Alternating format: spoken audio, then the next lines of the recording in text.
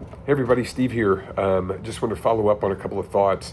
I want to talk about group training versus individual training and how that works. Okay, so I've done a lot of research over the years, and one of the things that I learned is that people who have a coach, people who have somebody watching them do reps individually, training them, taking them through, get way better. Somebody said get 90% better results. I think that's just a random statement, but they do get way better results than people who don't have a coach.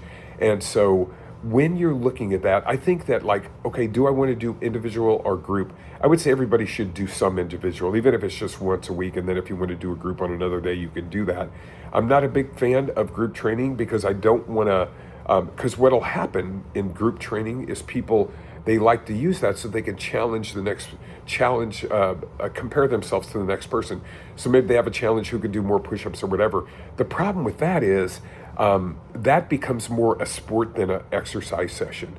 And so if I'm trying to beat someone on a push-up thing, I'm not doing proper form. I'm just worried about the number of reps.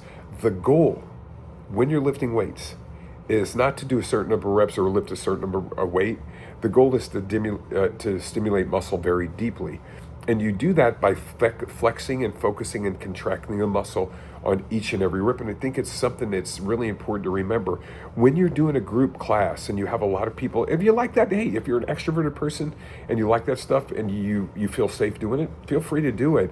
But for me, I like the more individual because it's safer and you can focus on what someone is going through and you can guide them in a bit of a better way. If you got, 8, 10 people going through classes and you got one or two people watching them, you're still going to have an effective workout, don't get me wrong, but it's not going to be as concise or precise in the middle of that. I know a lot of companies, fitness companies, they just build their business on group classes, just kind of very, very random stuff, not individualized stuff. Once again, if that's what you like, feel free to do so.